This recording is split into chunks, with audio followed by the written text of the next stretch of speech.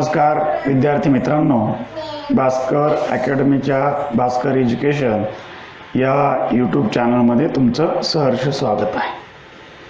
आज आपण CET 2020 या बॅचमध्ये फिजिक्स या सब्जेक्टचा इलेक्ट्रोस्टॅटिक हा चॅप्टर आपण सुरू करणार आहोत.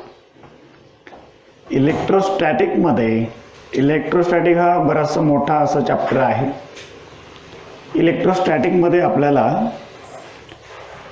आज बेसिक्स ऑफ द इलेक्ट्रोस्टॅटिकचे काही बेसिक कन्सेप्ट आपल्याला स्टडी करायचे. जवळपास या चॅप्टरवरती सुद्धा 3 मार्काचे क्वेश्चन आपल्याला 3 क्वेश्चन याच्यामध्ये विचारले जातील. लक्षात घ्या, 3 क्वेश्चन, प्रत्येक मार्काला 1 क्वेश्चन फिजिक्सचा असतोय CETमध्ये. असे 3 क्वेश्चन याच्यावरती तुम्हाला विचारले जातील.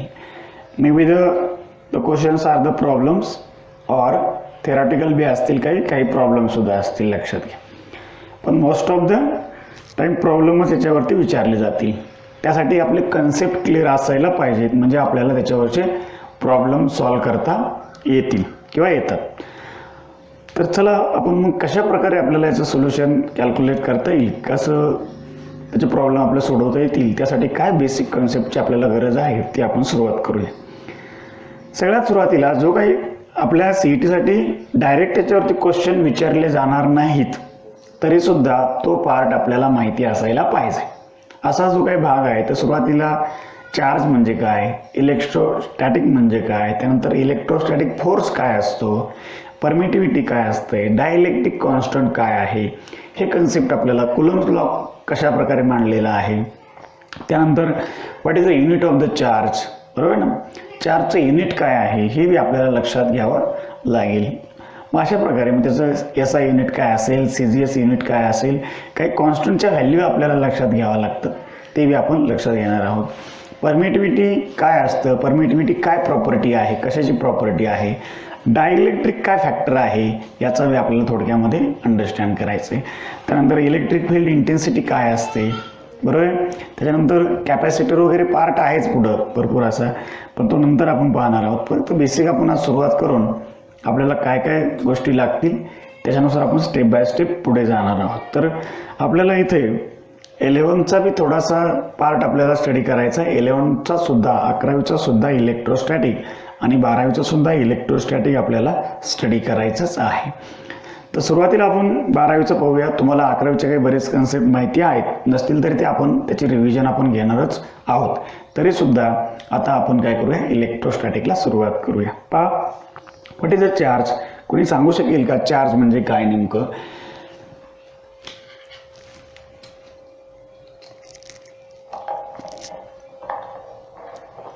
काय असेल चार्ज म्हणजे?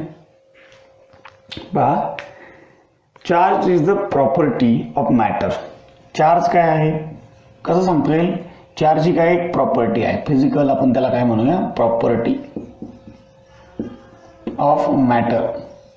कुठलाही तुमचं ऑब्जेक्ट असू द्या, काही मॅटर असू द्या, इव्हन तो कोणतेही तुमचे ऑब्जेक्ट आहे, काय आहे त्याच्यामध्ये एक्झिस्टन्स हे चार्जेस असतात. आणि how to feel this charges किंवा how to experience that charges, ते चार्जेस आहेत असं आपल्याला कधी वाटतं. पहा, चार्ज इज द काय, one of the physical property of the matter that experiences when such a matter or such a part of the object which comes under the influence of electromagnetic field. त्याच्याशिवाय आपल्याला समजणार नाहीये. मग काय होईल, समजा आपल्याकडे काहीतरी एखादी ऑब्जेक्ट आहे, ती ऑब्जेक्ट आणि याच्यावरती समजा काहीतरी चार्जेस आहेत, बरोबर आहे ना. ही एक प्रॉपर्टी आहे, ती इनबिल्ट प्रॉपर्टी आहे, की असं नाही की एखादं ऑब्जेक्ट आहे आणि त्याच्यावरती चार्जेस नाहीत. मोस्ट ऑफ द आपण काय करूया, 99.99चा विचार आपण केला तर सगळ्या कुठल्या ना कुठल्या त्या ऑब्जेक्टवरती काही ना काहीतरी चार्जेस अवेलेबल असतातच. मग ते चार्जेस कसे असतील, काय असतील, तो वेगळा पार्ट राहिला. पुढे समजा आणि त्याने याच्यावर काय केली आपण, ही जी आहे इलेक्ट्रोमॅग्नेटिक फील्डमध्ये अशा प्रकारे आपण दाखवली की ऑब्जेक्ट त्याच्यावरती चार्जेस आहे. त्यावेळेस काय होईल, कम्स अंडर द, म्हणजे याच्यावरती काय होणार आहे, we experience the force. Basically काय, वी एक्सपिरियन्स द फोर्स. ही मॅटरची जी काही प्रॉपर्टी आहे आपल्याला जाणवती कशी, we experience the force which comes under the electromagnetic field.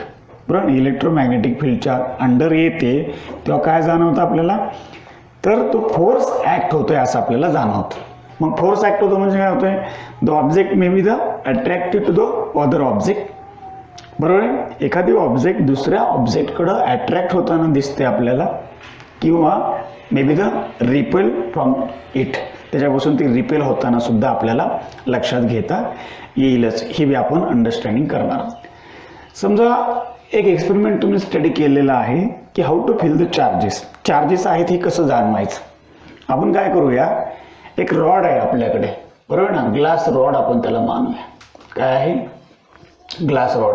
आणि हा ग्लास रॉड रब ऑन सिल्क, काय केला तो घासला, रब केला सिल्कवरती. सिल्क म्हणजे काहीतरी कापड आहे सिल्कचं, आणि त्याच्यावर तो रॉड घासल्याच्या नंतर काय होते, in that process the frictional electricity is produces. म्हणजे काय, why the electricity is produces, due to the production of charges. त्या ठिकाणी चार्जेस तयार झाले, त्याच्याशिवाय ती इलेक्ट्रिसिटी प्रोड्यूस होणार नव्हती. म्हणजे याचा अर्थ चार्जेस तयार झालेत म्हणजे इलेक्ट्रिसिटी त्या ठिकाणी प्रोड्यूस झालेली आहे. मग रब केल्याच्यानंतर मग एक बाब लक्षात घ्यायची आपल्याला की चार्जेस काय असतात, कशा टाईपचे चार्जेस असतात. आपण चार्जेस सांगितले, this is the inbuilt physical property of the matter.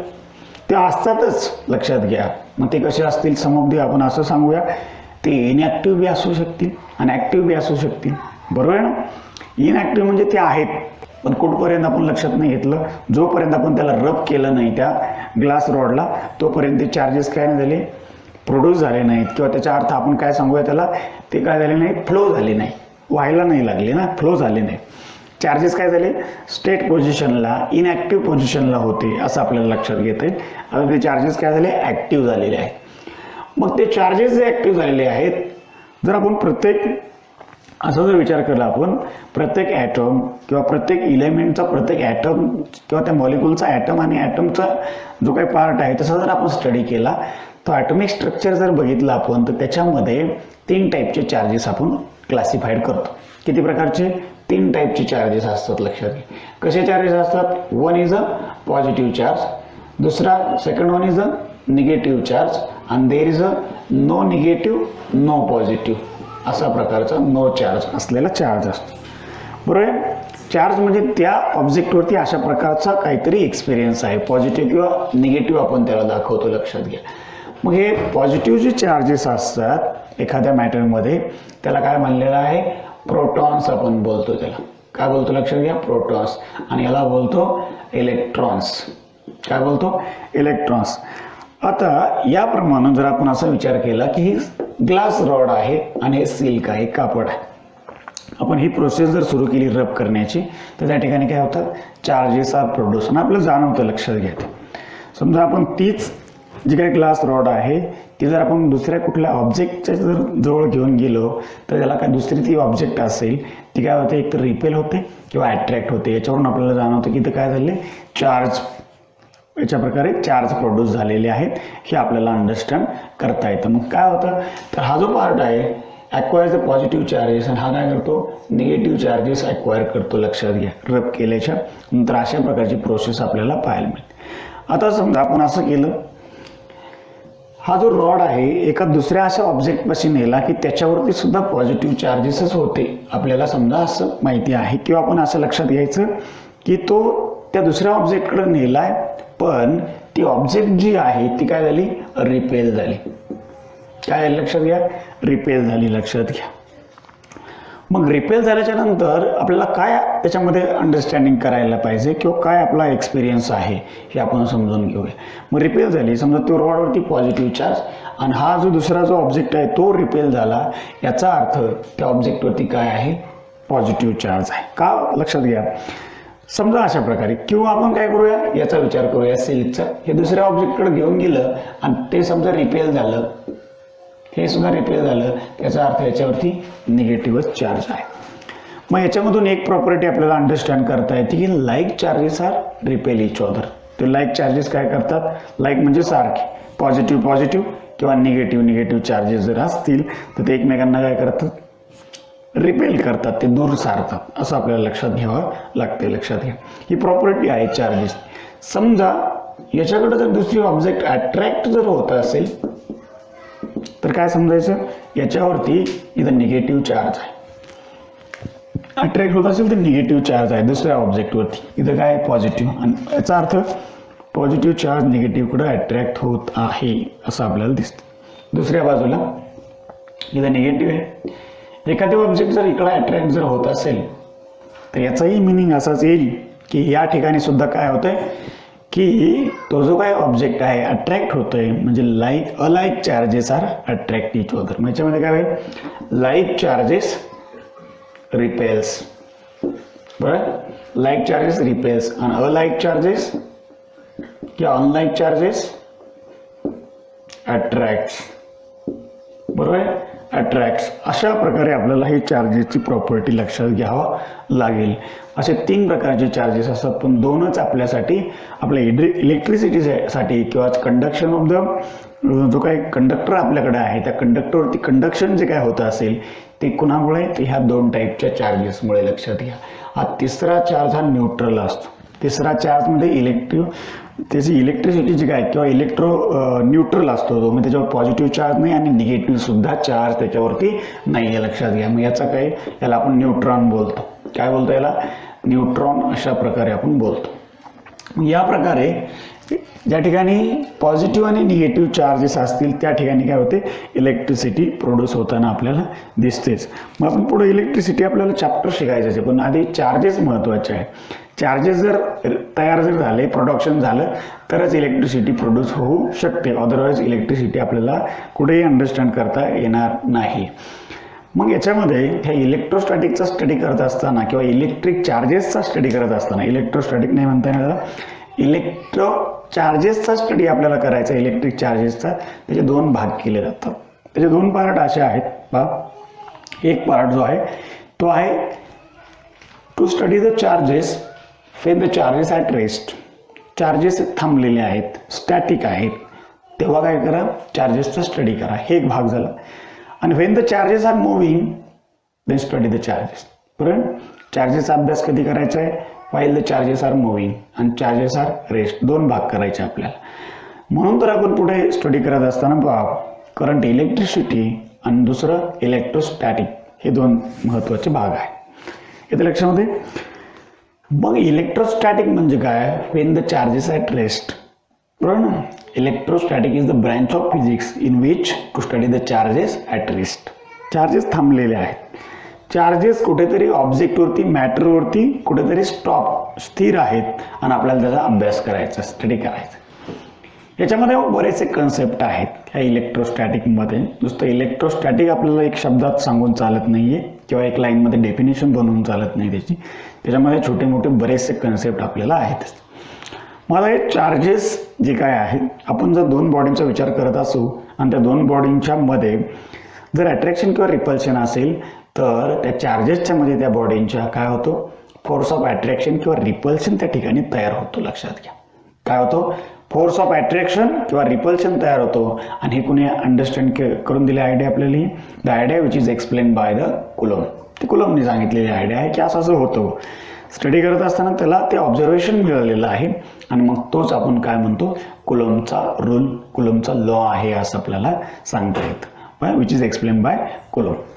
म्हणूनच पुढं आपण ते अंडरस्टँड करतच जाणार आहोत. पण आता काय करायचं आपल्याला, चार्ज म्हणजे इट इज द फंडामेंटल किंवा बेसिक, बरोबर ना, fundamental physical property of the matter किंवा ऑब्जेक्ट, काय जे असेल त्याची ती एक फंडामेंटल फिजिकल प्रॉपर्टी आहे.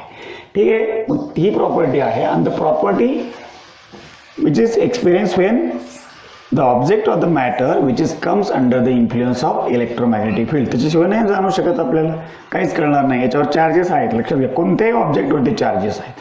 तुम्ही कधी अनुभवू शकता, दुसऱ्या प्रकारची काहीतरी इलेक्ट्रिफाय झालेली किंवा इलेक्ट्रोमॅग्नेटिकच्या फील्डमध्ये तोपर्यंत जात नाही तोपर्यंत तो कुठेच डायव्हर्ट होणार नाही.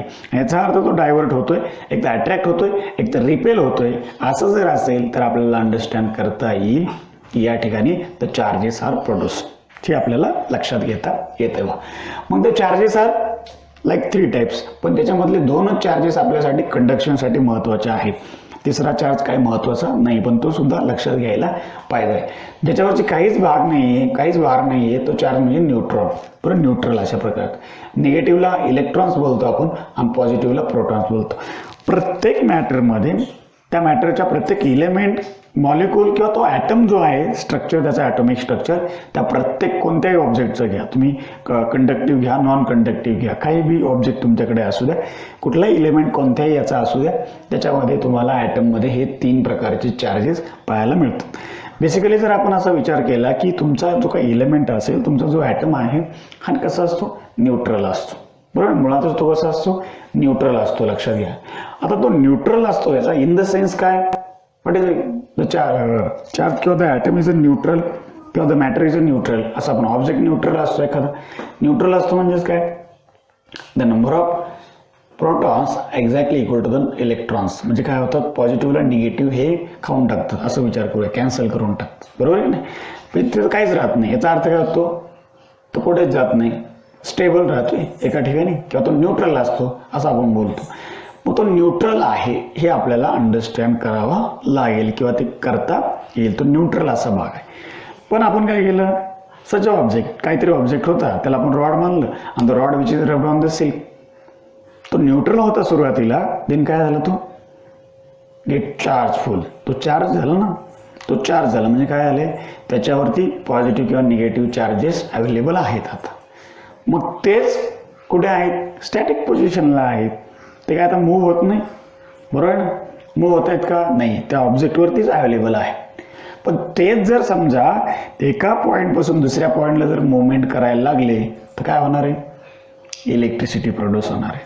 काय होणार आहे, इलेक्ट्रिसिटी प्रोड्यूस होणार आहे. इलेक्ट्रिसिटी म्हणजे काय, वेगळं काय नाही. लक्षात घ्या, when the charges are moving from one place to the other place in such a conductor. एका पॉईंटपासून दुसऱ्या पॉईंटला गेले की त्याला काय म्हणायचं, द करंट फ्लोज किंवा द इलेक्ट्रिसिटी प्रोड्युसेस. हे आपण अंडरस्टँड करतोय. लक्षात घ्या. मग हे झालं चार्जेसच्या बाबतीमध्ये. त्याच्यामध्ये पुन्हा काय, लाईक चार्जेस आर रिपेल आणि अलाईक चार्जेस आर अट्रॅक्ट. म्हणजे निगेटिव्ह असतील तर दूर जातील एकमेकांच्या, पॉझिटिव्ह असतील तर एकमेकांपासून दूर जातील. पॉझिटिव्ह निगेटिव्ह असतील किंवा निगेटिव्ह पॉझिटिव्ह असतील तरी सुद्धा ते काय करतील, अट्रॅक्ट करतील, दूर नाही जाणार. लक्षात घ्या. म्हणजे अलाईक म्हणजे वेगवेगळे. बरोबर, लाईक म्हणजे सारखे असलेले. अशा प्रकारे आपल्याला हे चार्जेसच्या बाबतीमध्ये अंडरस्टँडिंग करता येईल.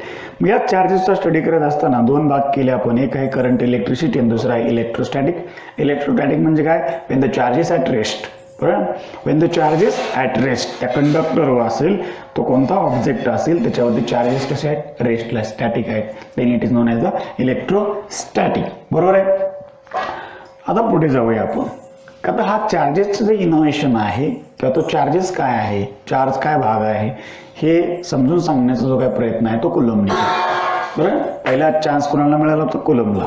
त्याच्यानंतर बऱ्याच जणांनी रिसर्च केले त्याच्यामध्ये, पण कुलम्बने सांगितलं काय, तर चार्ज काय ते सांगितलेलं आपण आतापर्यंत एक्सप्लेन केलं, ते कुलम्बने सांगितलेलं आहे सगळं काय.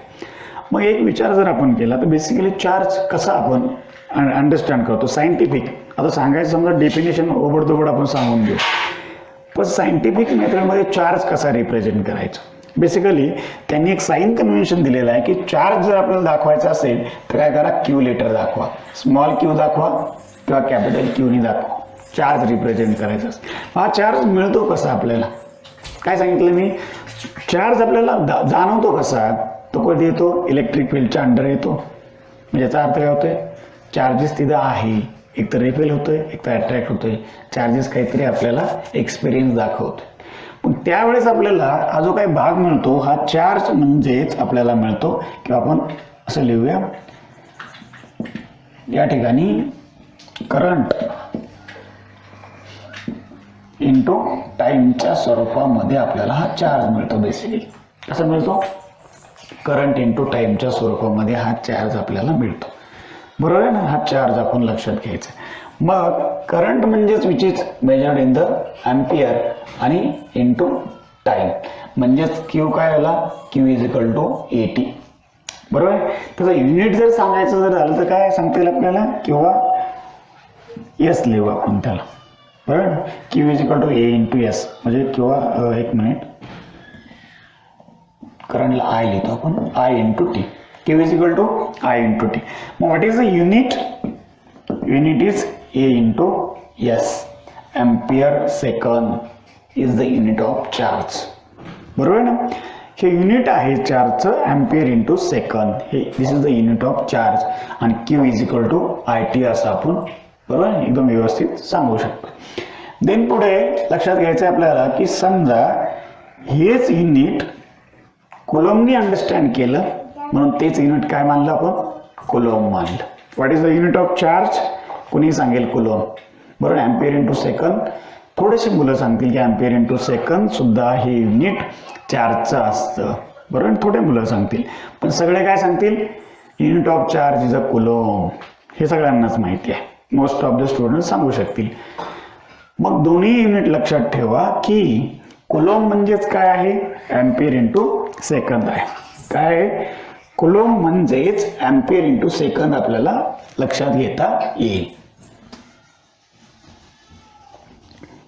आता बेसिक युनिट त्याला आपण काय म्हणूया? बेस युनिट म्हणतो आपण त्याला आपल्याला SI युनिट म्हणायची गरज नाही पण तेच SI युनिट त्या बेस युनिटवरती डिपेंड असते हे बी आपल्याला लक्षात घेता आहे. बरोबर आहे. समजा बेस युनिट काय आहे? Ampere into second. बरोबर आहे. म्हणजे आपण काय म्हणूया? त्यालाच म्हणूया Coulomb.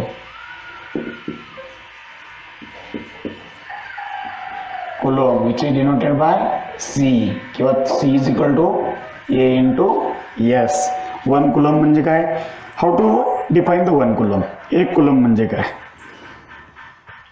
when the current passing through a conductor is 1 ampere in 1 second, that is the 1 coulomb. बघा लक्षात घ्या. 1 कुलॉम चार्ज कधी म्हणायचं?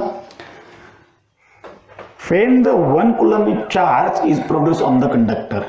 कधी 1 कुलॉम चार्ज तयार होतो त्याच्यावरती? when लक्षात घ्या when the 1 ampere current is passing through 1 second. काय? 1 ampere current is passing through a conductor in 1 second. एका सेकंदामध्ये जर 1 अँपियर करंट जर जात असेल त्याला आपण काय म्हणतो? 1 कुलॉम चार्ज प्रोड्यूस झाला किंवा पास झाला असं आपल्याला सांगता येईल. म्हणून तर आपण C is equal to A into S असं लिहिलेलं आहे.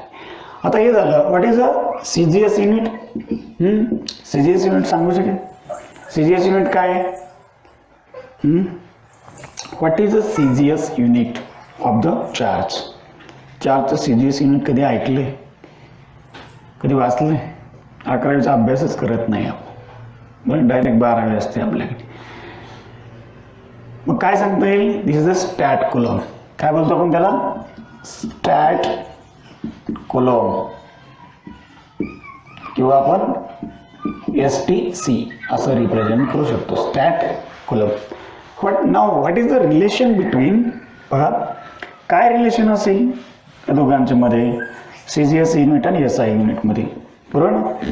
जसं डाइन आणि न्यूटन, जसं जूल आणि अर्क, तसंच स्टॅट कुलॉम आणि कुलॉम मध्ये काय रिलेशन आपल्याला मांडता येईल? लक्षात घ्या. 1 stat coulomb is equal to 3 into 10 to the power 9 coulomb. किती? 3 into 10 to the power 9 coulomb. 1 stat coulomb is equal to 3 into 10 to the power 9 coulomb. हे आपल्याला लक्षात घेता येईल. लक्षात घ्या. एक मिनिट थांबा. कोणता युनिट मोठा आहे? मोठं युनिट कोणतं आहे? कुलॉम हे मोठं युनिट आहे. उलट झालंय. म्हणजे 1 कुलॉम लक्षात घ्यायचं आपल्याला. 1 coulomb is equal to 3 into 10 to the power 9 stat coulomb. जसं की 1 newton is equal to 10 to the power 5 dyne असं उलट. बरोबर ना. स्टॅट कुलॉम म्हणजे हे लहान युनिट आहे CGS असं लक्षात ठेवा. 1 coulomb is equal to 3 into 10 to the power 9 stat coulomb. याच्या लक्षामध्ये 1 कुलॉम अशा प्रकारे आपल्याला सांगता येईल. आता समजा याचप्रमाणे आपण जर पुढे गेलो. What is the charge on the electron? इलेक्ट्रॉनवरती किती कुलॉम चार्ज असतो? बरोबर. इलेक्ट्रॉनचा जो चार्ज आहे तो किती कुलॉम आहे? Charge on the electron in Coulomb.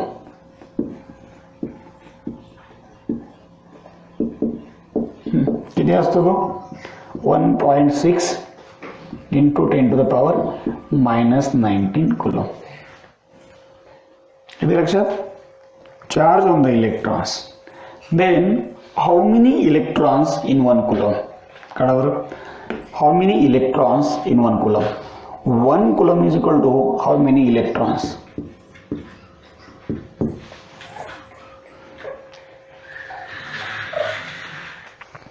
किती येईल? तर इकडे लक्षात घ्यायचं आपल्याला, रेसिप्रोकल त्याचा काढायचं, बरोबर ना. कशाचा डिव्हिजन करावं लागेल? रेसिप्रोकल काढावं लागेल याचा.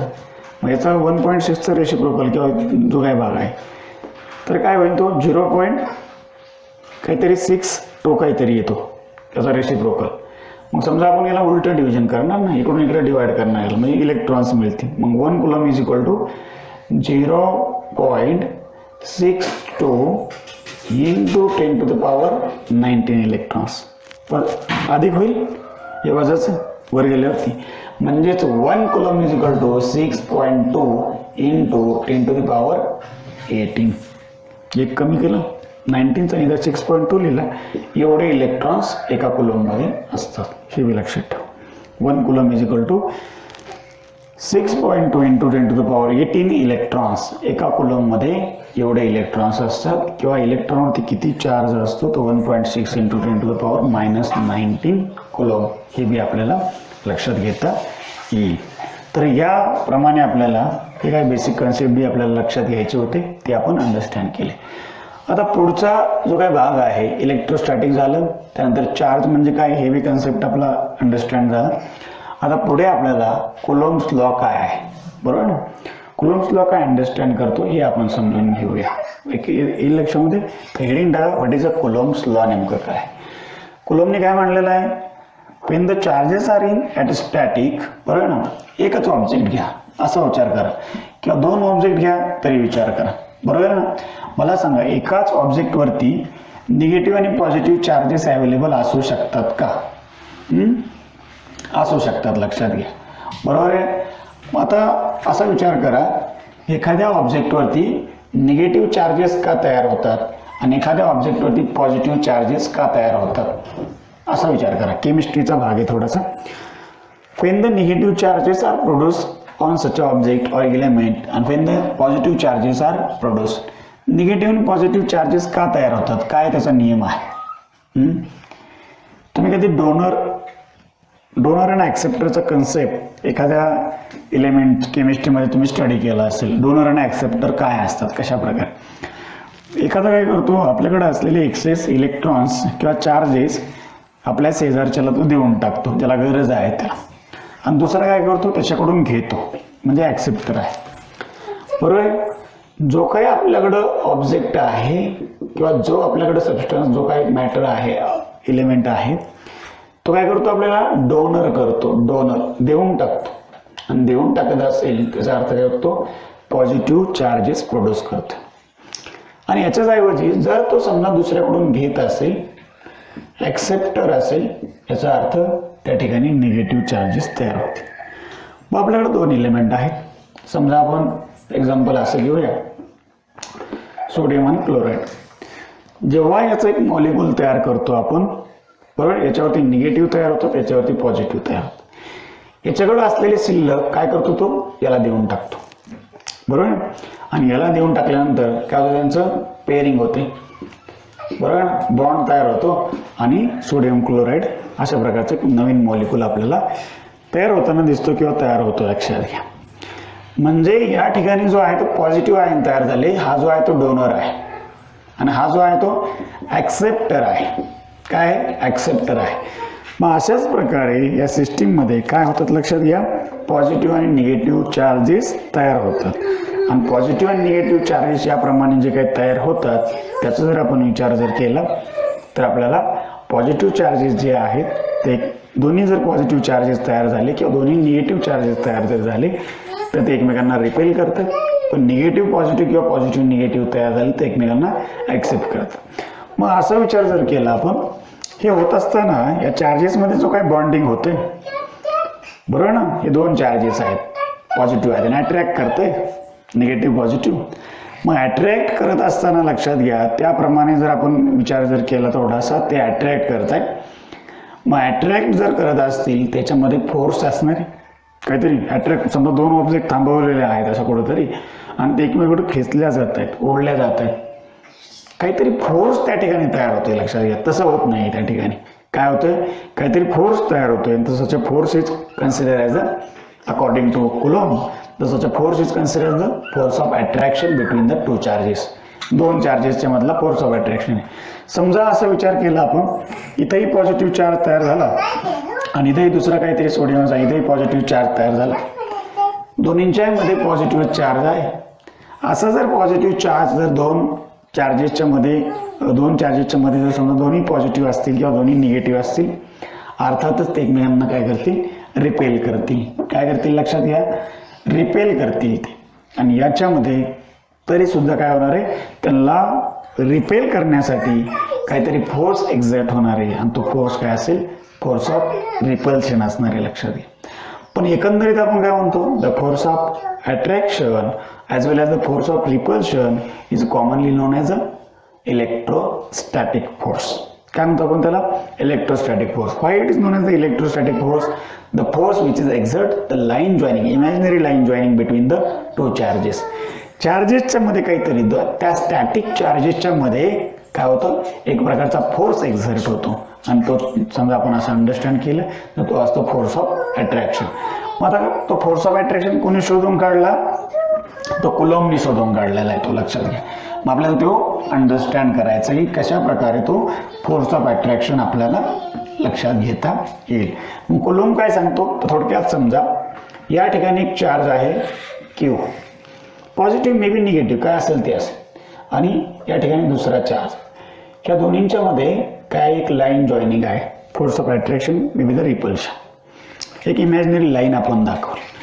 आता असा विचार केला, ते जे चार्जेस आहेत एकाच एलिमेंटचे आहेत, काय हरकत नाही. दोन वेगवेगळ्या एलिमेंटचे आहेत, काहीच हरकत नाही.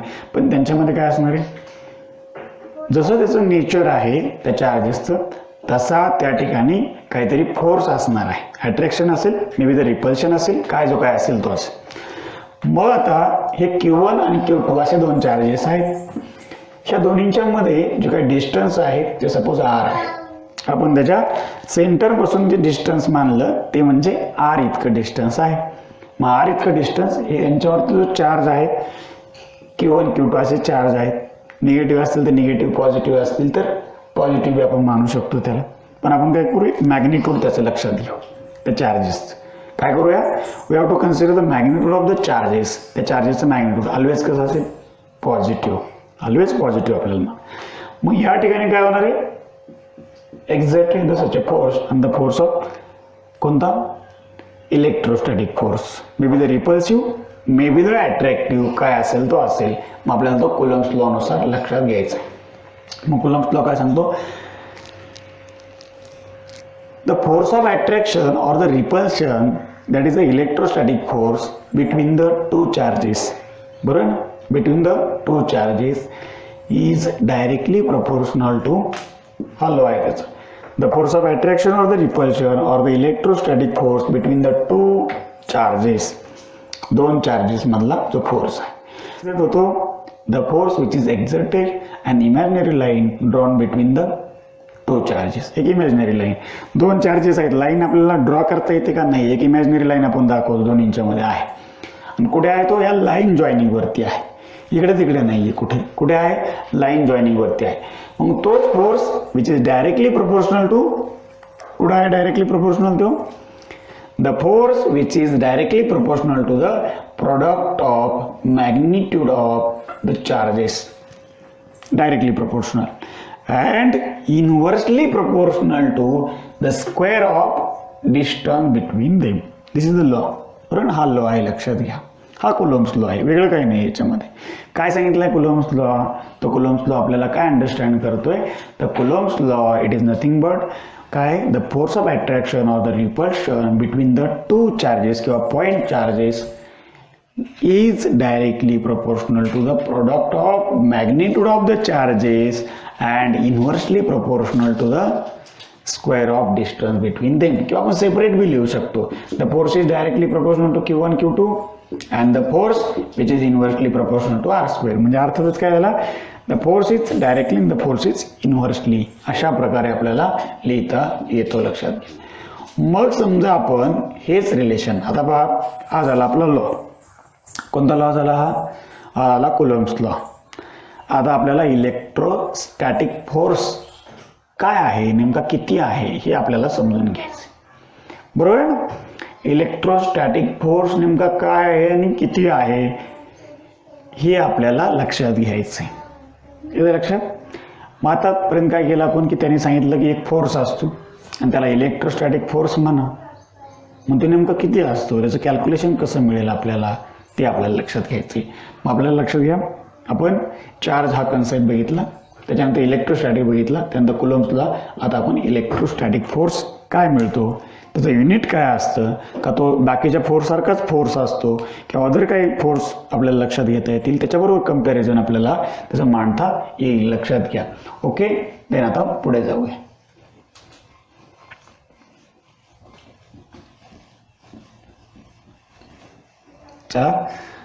आता आपण काय लिहिलं होतं, F which is proportional to Q1 आणि Q2 आणि डिवायडेड बाय R². हे सगळं आपण ऑलरेडी सांगितलं तुम्हाला. Q1 Q2 काय आहे, R काय आहे, F काय आहे. मी काय केलं, याला इक्वल करण्यासाठी ते प्रोपोर्शनॅलिटीचं साईन आपण काढून टाकतो आणि काय करतो, इक्वल करतो. Left side equal to right side. त्यावेळेस काय होतं, काहीतरी कॉन्स्टंटने आपण इकडं मल्टिप्लाय केलं तरी चालतं, इकडं मल्टिप्लाय केलं तरी चालतं, की असंच नाही की इकडचं इकडं दाखवायची म्हणजे आपण राईट साईडलाच मल्टिप्लाय करायचं, असं काही नाही. कोणत्या साईडला मल्टिप्लाय केलं तरी चालतं, पण आपण जनरली काय करतो, एक साईडचं व्हॅल्यू मिळवण्यासाठी दुसऱ्या साईडला मल्टिप्लाय करतो. मग F is equal to K into, हा कॅपिटल के लक्षात ठेवायचं. इथं आपल्याला या कन्सेप्टमध्ये 2 केची आपल्याला गरज आहे. एक कॅपिटल के मानू आपण. This is the Q1 Q2 divided by R². हा झाला कॅपिटल के.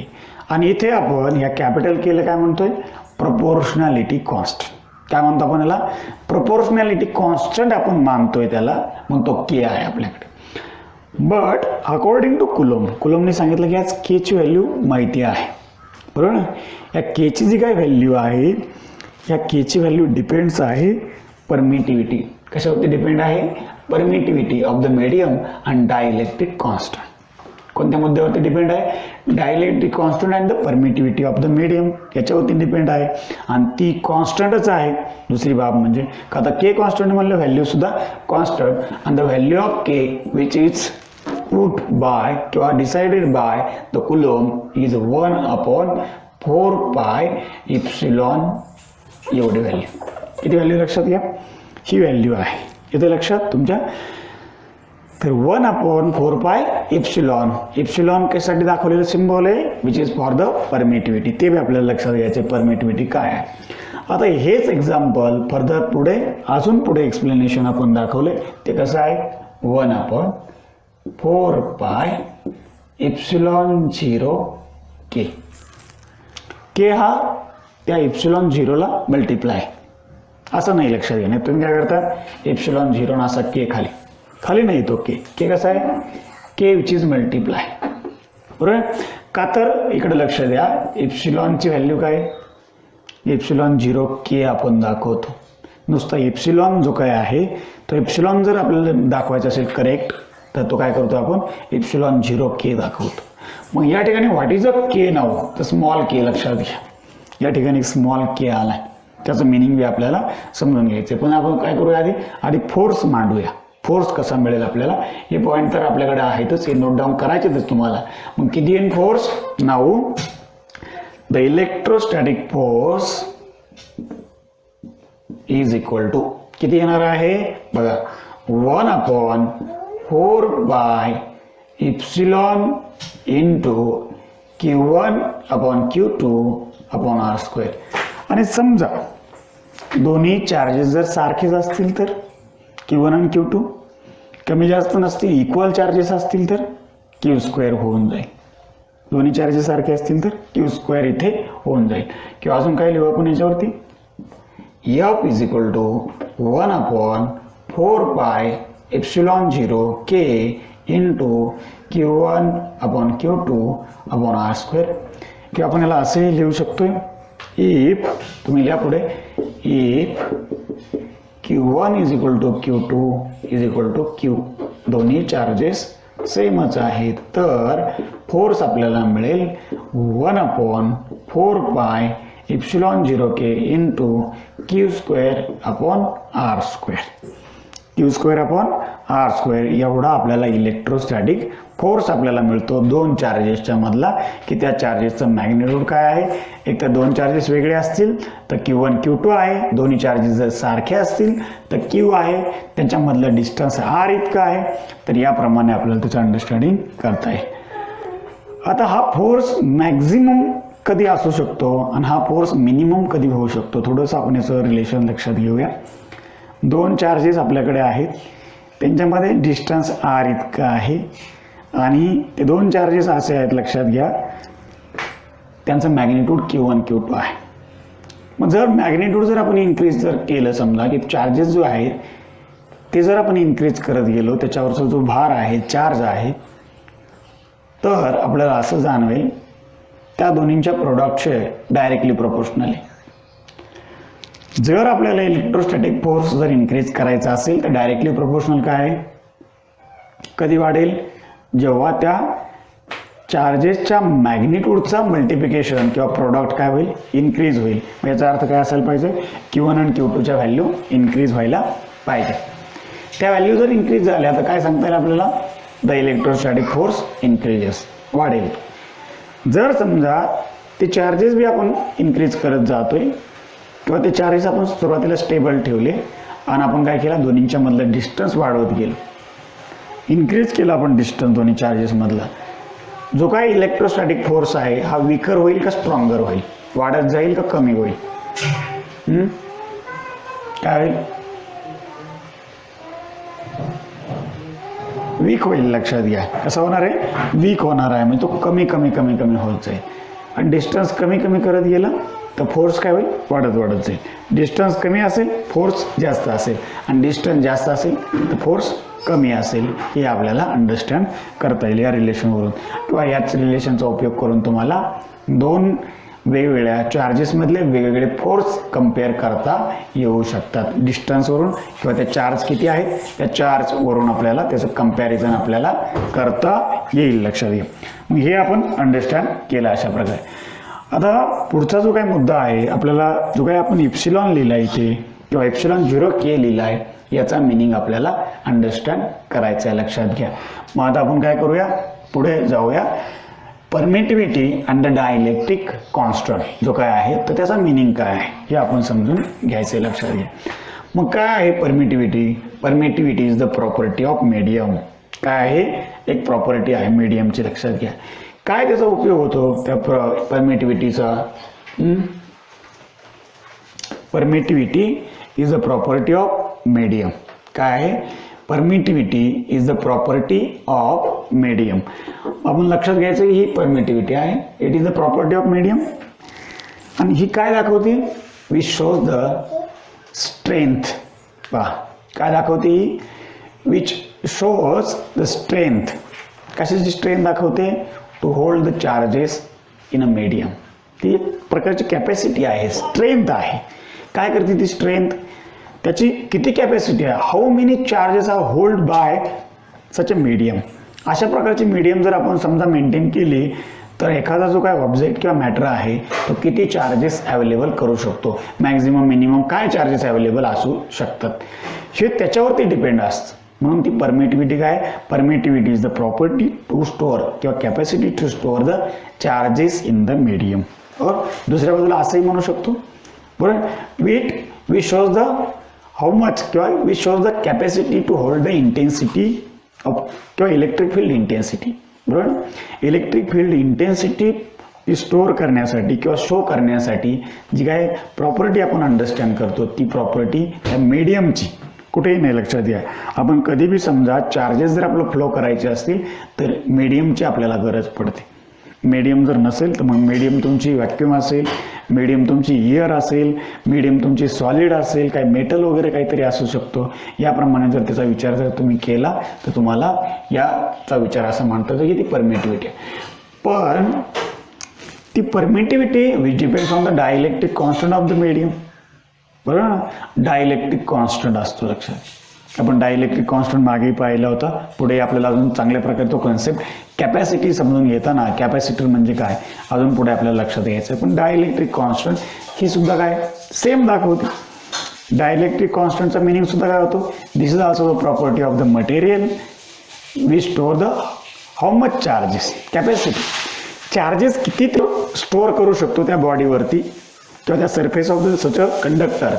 बरोबर ना, बरोबर. अकॉर्डिंग टू द मीडियम सुद्धा गरज आपल्याला त्या ठिकाणी पडते. जसे मीडियम असेल तसे चार्जेस कमी जास्त असू शकतात. कंडक्टर जरी एकाच टाईपचा असेल पण जर मीडियमचं नेचर जर बदललं तर चार्जेसची होल्ड करण्याची किंवा स्टोअर करण्याची कॅपॅसिटी सुद्धा चेंज होते. ही आपल्याला त्याच्यावर लक्षात येतं. म्हणजे permittivity epsilon is equal to आपण काय लिहितो एप्सिलॉन 0 के. मग K is a dielectric constant. मगाचा के कॅपिटल आणि हा स्मॉल के या दोन्हीमध्ये फरक आहे. मग एप्सिलॉन 0 के या रिलेशनमध्ये this is the permittive of any medium. तुमचे मीडियम कोणती काहीच माहीत नाही. किती मीडियम असतील, सॉलिड लिक्विड काय असतील ते असतील, बऱ्याच काही मीडियम असतील. आणि with comparison with this medium, this is the ही मीडियमसाठी आणि ही कशासाठी एअरसाठी. बरोबर आहे, ते कम्पॅरिझन आहे. आता जनरली जर आपण असं विचार केला कोणताही प्रोजेक्ट किंवा कोणताही एक्सपेरिमेंट जर आपल्याला करायचा असेल तर जनरली आपण काय करतो जास्त अवेलेबिलिटी कशाची एअर मीडियमची. जास्त अवेलेबिलिटी कशाची एअर मीडियमची जास्तीत जास्त अवेलेबिलिटी आहे याच्यावरून आपल्याला लक्षात येतं. आणि काय केलेलं आहे मग द बेस मीडियम. बेस म्हणजे सुरुवातीला एकदम पहिल्या स्टेपला इम्पॉर्टंट किंवा fundamental medium. The base medium which is to be consider as the air medium. Base medium मानलेली आहे. मग त्याच्यावर कंपॅरिझन तर करावं लागेल. कधी बी आपण काय करतो एखादी गोष्ट समजून सांगायची असेल तर त्याच्या मूळ गोष्टीला आपण कुठल्या तरी कम्पेअर करतो, त्याचं रिलेशन आपण मांडत असतो. तसंच मग इथे मग ही बेस मीडियमची जी काय आहे ती परमिटिव्हिटी आहे. Base medium is the or air medium आणि हे आपल्याला याच्यामधून अंडरस्टँड करता येईल. म्हणजे what is now we can explain as what is the dielectric constant आणि what is its unit.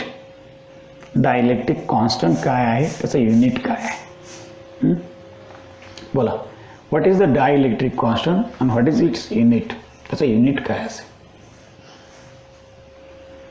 Dielectric constant, it is the ratio of permittivity of the any medium to the permittivity of air medium. लक्षामध्ये formula लक्षात ठेवा. काय dielectric constant बरोबर of a medium is the ratio of permittivity of any medium to the permittivity of air medium. हा ratio आहे लक्षात घ्या. मग हा रेशो आहे, माझं युनिट काय असणार आहे नो युनिट. का ही परमिटिव्हिटी ही परमिटिव्हिटी. बरोबर नाही, दोन्ही कशा आहेत ह्या परमिटिव्हिटीज आहेत. पण या परमिटिव्हिटी आहेत लक्षात घ्या, याला कुठल्याच प्रकारचं युनिट वगैरे काही नाही. याच्या लक्षामध्ये आय अँड नाऊ बघा त्याला युनिट नाही आहे, याला युनिट आहे. याला युनिट आहे, मी सांगणार आहे काय युनिट आहे पुढे थोडं तुम्ही किंवा तुम्ही सुद्धा कॅल्क्युलेशन त्याचं करू शकता. त्या युनिटचं काय युनिट आहे कसं आहे तुम्हाला सुद्धा ते कॅल्क्युलेट करता येतं. ते काय पाठ करायची गरज नाही. प्रत्येक गोष्ट जर पाठ करायची म्हणलं तर काहीच नाही, एक चॅप्टरमध्येच आपला सगळा अभ्यास गुल होऊन जाईल. इतकं पाठ करायची गरज नाही, कॅल्क्युलेशन करत चालायचं. मग केची व्हॅल्यू आपल्याला मिळाली पण द के व्हॅरीज बघा काय सांगतो मी. But the dielectric constant K varies with medium. आता पहिलंच त्याचं रूपांतर मीडियमवरती सांगितलं आपण. तो कसा बदलतोय, तो चेंज होतोय व्हॅरीज विथ द मीडियम. का तर तो मीडियमचाच रेशो आहे परमिटिव्हिटीचा. येतं लक्षात. मग इकडची जर परमिटिव्हिटी बदलली, इकडची जर बदलली तर डायइलेक्ट्रिक कॉन्स्टंट चेंज होत जाईल. पण बेस जी काय आहे फॉर एअर मीडियम एप्सिलॉन बरोबर for air medium K is equal to 1. बघा लक्षात ठेवा, बेस मूळ लक्षात ठेवा. एअर मीडियमसाठी के ची व्हॅल्यू 1 मानलेली आहे. काय आणि याच्यापेक्षा एअरपेक्षा अजून तुम्ही कुठले लक्षात घेताल, अजून कोणते, लिक्विड घ्या किंवा मॉइश्चर एअर घ्या. मॉइश्चर एअर फरक लक्षात घ्या. तुमची ड्राय एअर, आता ही एअर सांगायचं म्हणजे ड्राय लिहितो येईल म्हणजे कळून जाईल.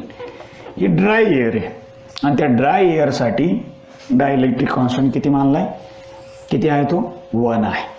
आता मला सांगा मॉइश्चर एअर आली, त्याच्यानंतर अजून पुढं लिक्विड आलं, त्याच्यानंतर पुढं सॉलिड आलं, असं बरेचसं काय अजून काही कॉम्बिनेशन तुम्हाला काय करता आले मीडियमची तर ते आपण लक्षात घेऊ शकतो.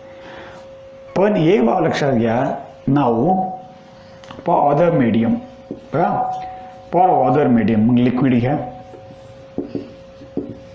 मॉइश्चर एअर घ्या, मॉइश्चर एअर घ्या, बरोबर. The value of K which is greater than 1, बघा लिक्विड असेल, मॉइश्चर एअर असेल, other mediums, the value of K किंवा dielectric constant which is greater than. And for metal, बघा मेटल म्हणजे solids, solid आहे नाही, सॉलिडमधून चार्जेस फ्लो होतात. For metal the value of K is infinity, खूप मोठी असते. सगळ्यात किती असते, कमी 1 असते. सगळ्यात जास्त किती असते, इन्फिनिटी असते. कमी 1 आणि सगळ्यात जास्त किती, इन्फिनिटी. मेटल साठी लक्षात घ्या डायइलेक्ट्रिक कॉन्स्टंट काय असतो, इन्फिनिटी असतो.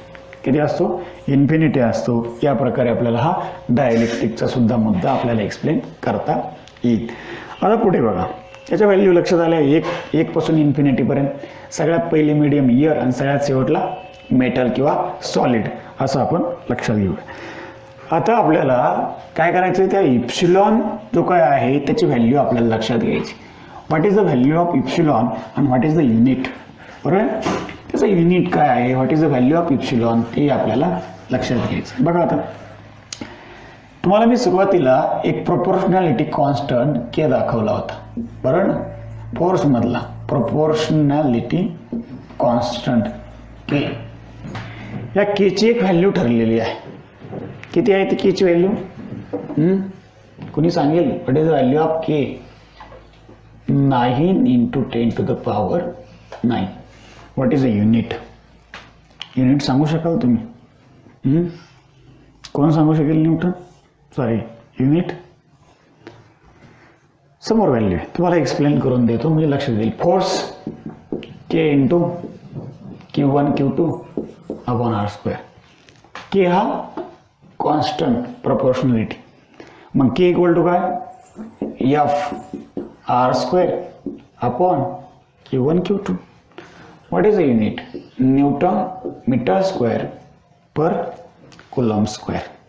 मग हा कॉन्स्टंट कशासारखा आहे आपला, कशासारखा, अजून एक कॉन्स्टंट आपण बघितला होता फिजिक्समध्ये, कोणता, ग्रॅव्हिटेशनल कॉन्स्टंट. सेम तसंच आहे ना, का तर हा फोर्स हा तुमचा electrostatic force which is analogous to the gravitational force between the 2 bodies. हा 2 चार्जेसच्या मध्ये आणि तो 2 बॉडींच्या मध्ये.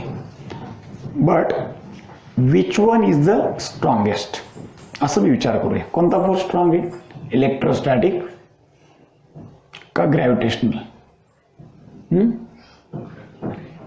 कोणता फोर्स स्ट्रॉंगेस्ट असतो, इलेक्ट्रोस्टॅटिक. लक्षात घ्या, ग्रॅव्हिटेशनल हा लॉंग डिस्टन्सवरती आहे, हा शॉर्ट डिस्टन्सवरती आहे. आणि सगळ्यात स्ट्रॉंगेस्ट कोणता, nuclear force. Nuclear force, electrostatic आणि देन ग्रॅव्हिटेशनल फोर्स, बरोबर ना. न्यूक्लिअर फोर्स सगळ्यात स्ट्रॉंगेस्ट असतो, ते आपण बेसिकच्या फोर्स चॅप्टरमध्ये आपण पाहिलेले कन्सेप्ट आहे. मग न्यूटन मीटर स्क्वेअर पर किलोग्रॅम स्क्वेअर, तो मुद्दा सोडून द्या, आता इकडे लक्ष द्या. काय आला, न्यूटन मीटर स्क्वेअर. मग काय आला, केची व्हॅल्यू न्यूटन मीटर स्क्वेअर पर किलोग्रॅम, कुलम स्क्वेअर. काय आलं आपलं, कुलॉम्ब स्क्वेअर. हे आपलं युनिट आहे कशाचं, त्या प्रोपोर्शनॅलिटी कॉन्स्टंटचं. आता तेच व्हॅल्यू जर आपण पुढे लिहित गेलो, आता आपल्याला काय मिळवायचं आहे, आता मी कशासाठी लिहिलं आहे, परमिटिव्हिटीसाठी लिहिलं. लक्षात घ्या, मग काय, केच इज इक्वल टू 1/4πε लिहितो नुसतं. ही व्हॅल्यू आपलं कोण मिळवायचं आहे, इप्सिलॉन. मग काय करतो मी, इप्सिलॉन इज इक्वल टू 1/4 आणि कॅपिटल के. झालं का क्लिअर? आता ह्या व्हॅल्यू जर पुट केल्या, ही व्हॅल्यू जर इथे टाकली आपण, बरोबर आहे ना, हे इकडे घेऊन गेलो आपण, केची व्हॅल्यू जर इथे टाकलीत काय होईल? युनिट होईल उलट, Coulomb square per Newton metre square होईल का नाही उलट? डिव्हिजन ऑफ डिव्हिजन मल्टिप्लाय मध्ये जाईल. आणि then what is now value of this? याची व्हॅल्यू किती येते?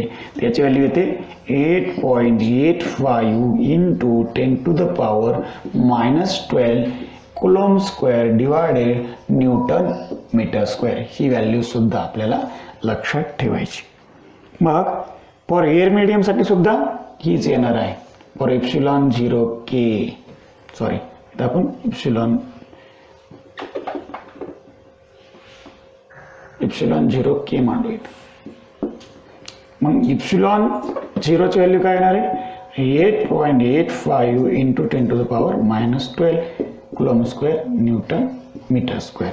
तर अशा प्रकारे आपल्याला हे सांगता येईल. आता के किती असतो? To consider K equal to 1. आणि जशी व्हॅल्यू बदलेल त्याप्रमाणे अजून चेंज होईल याच्यामध्ये, बरोबर आहे ना? याच्यामध्ये अजून चेंज होत जाईल. तो व्हॅल्यू पुढे पुढे अजून चेंज होत जाईल. जसा के बदलेल तसा तो चेंज होत जाईल. फक्त तेवढी बेसिक आपण लक्षात घेतली. मग काय आलं? याचं युनिट परमिटिव्हिटीचा coulomb square per newton into metre square. हे कशाचं युनिट आलं? परमिटिव्हिटीचं युनिट आलं. लक्षात घ्या, this is the unit of the permittivity. डायइलेक्ट्रिक कॉन्स्टंटला no unit, it is the ratio of similar quantities. तो सिमिलर क्वांटिटीचा रेशो आहे, हे आपल्याला लक्षात घेता येईल. आता पुढे एक लास्ट पॉईंट एवढा आपण बघूया, सगळं काय कव्हर होत नाही आज. तर आपण पुढचा पॉईंट जो आपण स्टडी करूया तो म्हणजे इलेक्ट्रिक फील्ड इंटेन्सिटी. काय? इलेक्ट्रिक फील्ड इंटेन्सिटी आपण लक्षात घेऊया.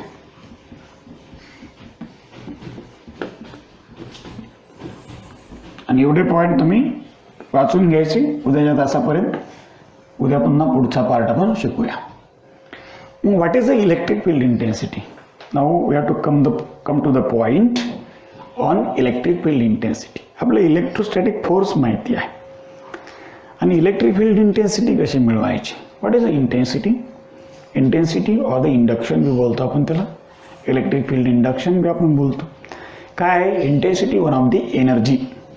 ते एक एनर्जी आहे आणि ही एनर्जी किंवा इंटेन्सिटी इलेक्ट्रिक फील्ड, बरोबर ना, ज्या वेळेस चार्जेस एखाद्या पर्टिक्युलर फील्डमध्ये अवेलेबल असतात, एखाद्या पर्टिक्युलर फील्डमध्ये अवेलेबल असतात, बरोबर, त्या फील्ड कसे काय होत असते? त्या फील्डमध्ये एनर्जी किंवा इंटेन्सिटी आपल्याला प्रोड्यूस होताना जाणवते.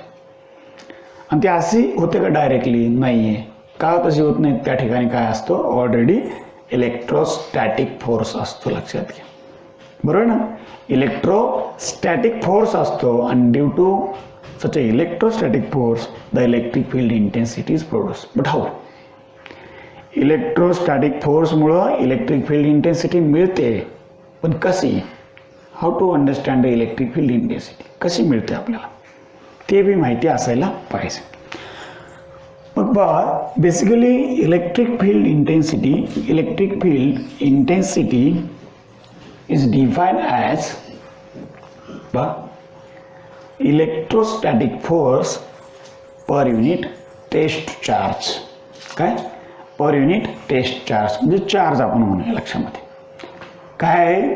Electrostatic force per unit charge.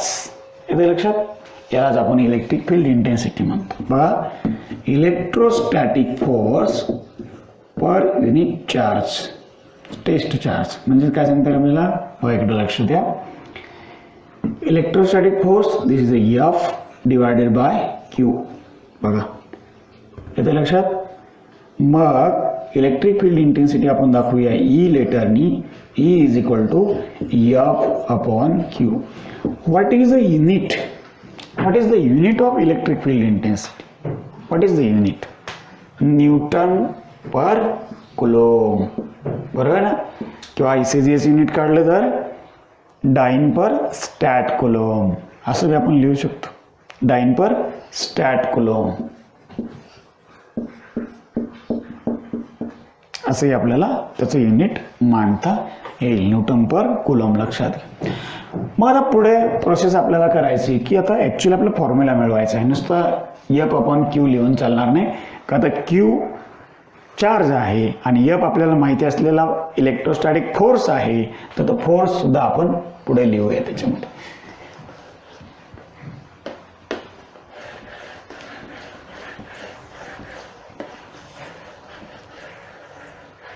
तर चला पहा, लक्ष द्या.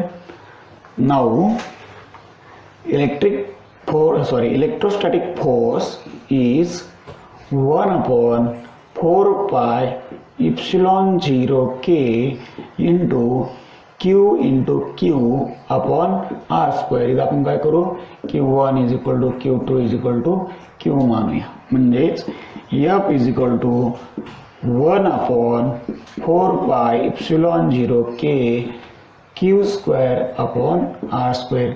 Then therefore electric field intensity is equal to 1 upon 4 pi epsilon 0 k into q square upon r square divided by q.